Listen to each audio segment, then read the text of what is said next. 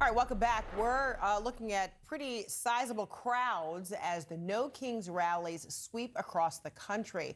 This is a live look right now at a protest in Minnesota's Twin Cities. Many people chanting, marching to express their opposition of Trump administration policies. Some in a variety of cities are actually showing up in costumes to emphasize that they are nonviolent. While the president and GOP leaders have dismissed the demonstrations, some have even called them Hate America rallies. CNN's Shimon Prokupecz is in New York City. CNN's Brian Todd is in the nation's capital of Washington, D.C. So let's get to Shimon first. What's happening? So it's about 3.5 hours since the march here in New York City started, and we have finally seen the end here of the march. The last really just has been thousands of people who have turned out and have marched for over 20 blocks, and now 3.5 hours later we have seen the end, and this is the NYPD here signifying that they're going to be reopening the street here. But it was really quite something to see here today. It felt that much of this march was led by women. The turnout by women was just so remarkable. We saw people in costumes and, of course, many signs. I'm going to have Effie turn around here so he doesn't keep walking backwards here. But you could just see these are some of the people who participated.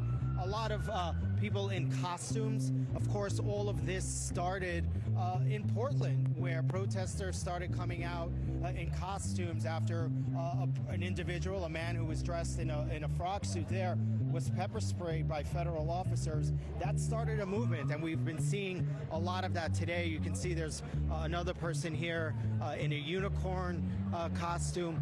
Certainly not Halloween, but definitely people out here trying to express themselves, show that they're not violent, make a point that this is not about violence.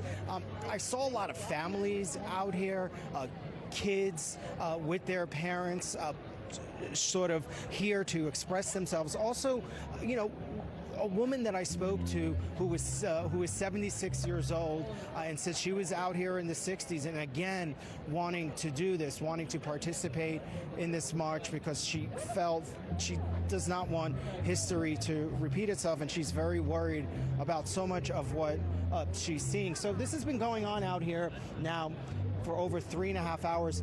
The NYPD has allowed the marchers to continue here. They were supposed to stop at that corner I was just showing you, but they have all continued, and they're going into a park here, Union Square Park, where many of them have been gathering.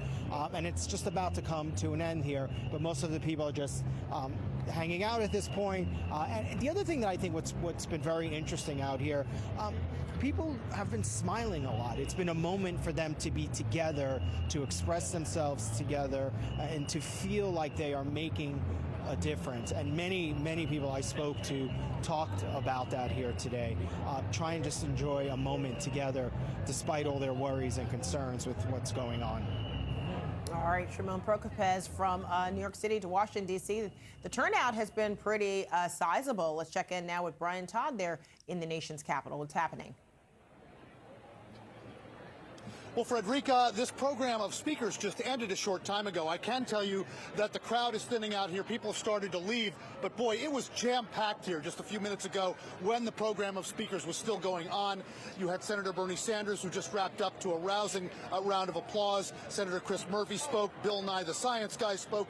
And again, the crowds are thinned, but they're not gone yet. I mean, there was just tens of thousands of people packed into a relatively small space here on Pennsylvania Avenue, and they were pressing forward as they arrived, really to pack into a very, very tight space with, just with a lot of signs, a lot of outfits. Look, you can see over here, there's a lot of inflatable outfits that are really colorful and kind of just sending different messages here. Just a lot of really interesting signs. And our photojournalist, Raphael, and I will turn here. We've got a government employee who is furloughed. His name is James Kerwin. He is here to talk to us now. He's right here. James, thanks for joining us. You and I just spoke a short time ago. All right, you're furloughed. I want to get your motivation first for coming out for this event, and then I'm going to talk to you about what it's like to be furloughed. But what was motivating you to come out here today, James? Definitely. Thank you so much for having me. My name is James Kerwin, federal employee, speaking in personal capacity as a concerned citizen and federal worker. So the reason why I'm here today is because enough is enough. Healthcare tax credits are about to expire. That's going to result in skyrocketing healthcare costs for tens of millions of Americans starting November 1st. We can't let that happen. I'm also here because I'm a federal worker who's concerned about all of the destruction and devastation we've seen to our federal programs over the last 9 months. 1/8 of the federal workforce is now gone, has been cut. Agencies have been forcibly closed, like USAID, the Interagency Council on Homelessness, and last month there was a threat to cut another 30,000 staff at the VA, which of course would harm critical care for our veterans who so desperately deserve health care. Well, tell me what it's like for you to have been furloughed. It's been tough. It has been tough. I'm a federal worker because I want to be a federal worker. I want to be working. I want to be serving the public.